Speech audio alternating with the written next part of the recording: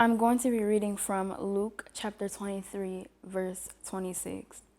As the soldiers led him away, they seized Simon from Cyrene, who was on his way in from the country, and put the cross on him and made him carry it behind Jesus. This is the word of God to the people of God.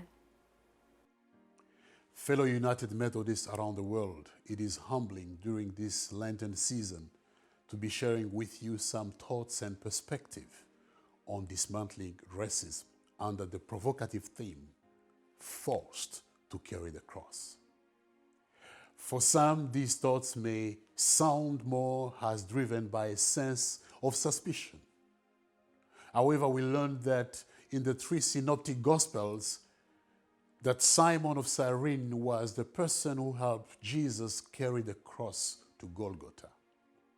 He came from the field and was forced to carry the cross with violence.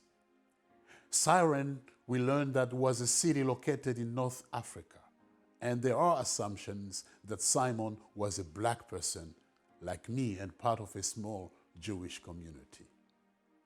Interestingly, we do not have much information about Simon in the New Testament, and this may explain why later on the Roman Catholic Church did not canonize him, but consider him as holy on the merit of him helping the Messiah carry the cross.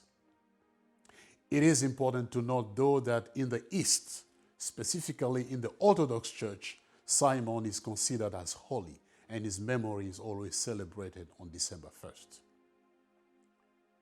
There may have been arguments against the presence of black people and other people of color in the Bible. Evidence suggests that since the time of Genesis, black people have been part of the biblical narratives. For instance, Nimrod, son of Cush, who founded Mesopotamia, was a black person. While this Simon of Cyrene text may have comforted black people and other people of color by the fact that he helped Jesus carry his cross, I am still disturbed that he was forced to do so in a manner that suggested that those who saw themselves as superior to him pushed him or obligated him to be part of the darkest hour of Jesus Christ. A scholar by the name of Frank Yamada explained this. By definition, racism occurs when a particular group exerts its sense of superiority over others on account of racial difference. Therefore, racism is defined not merely as a prejudice when one race is intolerant of another, but it is also related intrinsically to the power, and that is the ability of a group to exercise its sense of dominance over others. Fellow United Methodists, throughout the history of our denomination, black people and other people of color have been forced to carry the cross of Jesus in various ways, especially through systems and structures. The creation of the central jurisdiction forced our African American brothers and sisters to carry the cross of Jesus in a particular way.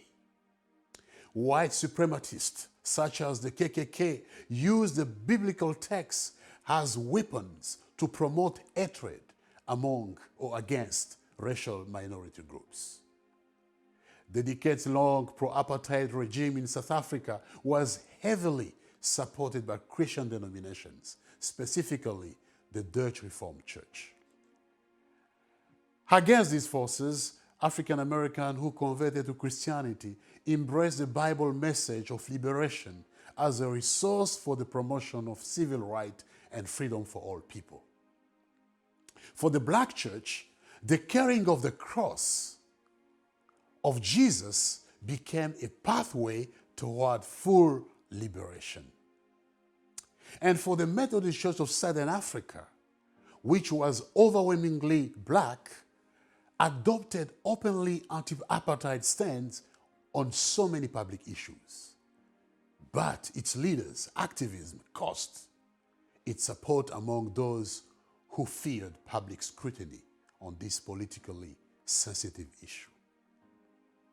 Fellow United Methodists, as we are experiencing some differences in our denomination, everyone pretends to be faithful to the Bible.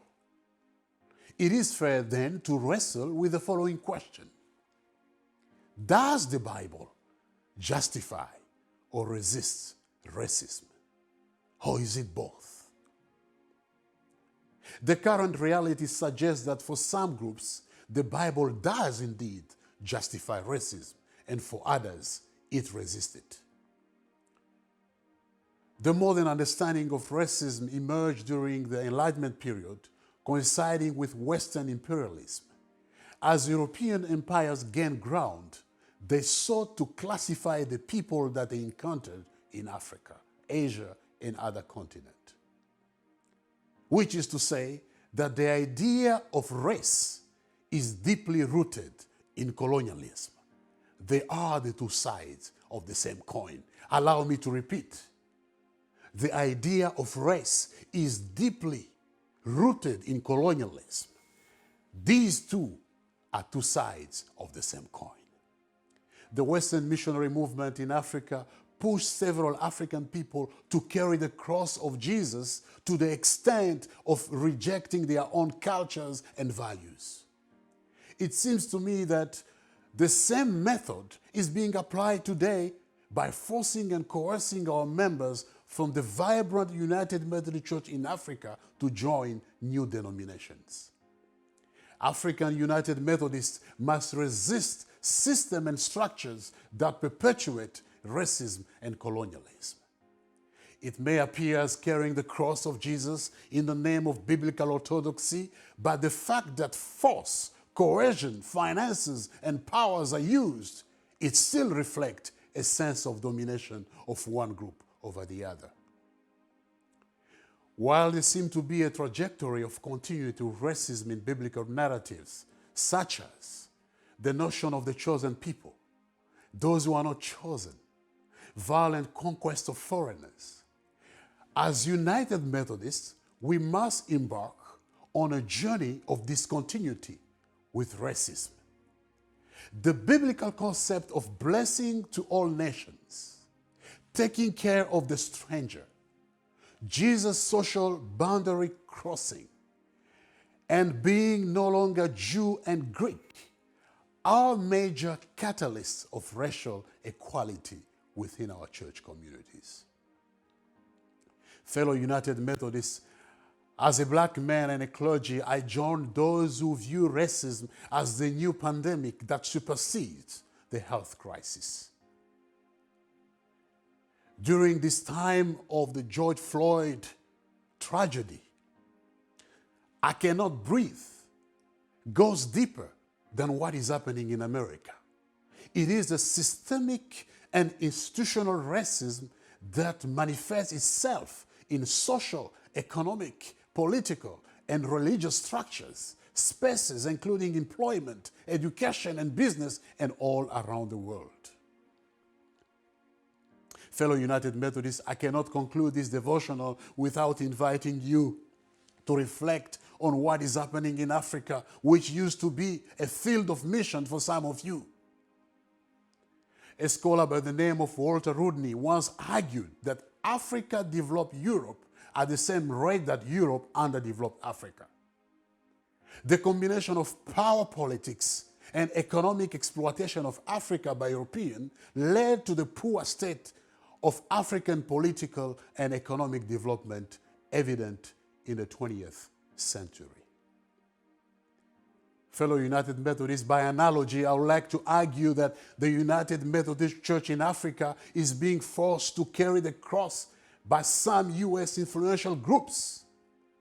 The combination of power, politics, theological exploitation, and money will lead to the United Methodist Church to total chaos and divisions. Africa United Methodists have the responsibility to understand the system and liberate themselves from any form of exploitation, be able to carry the cross of Jesus Christ in order to experience full liberation of all people, of all races. In the name of the Father, the Son, and the Holy Spirit, be blessed. Amen.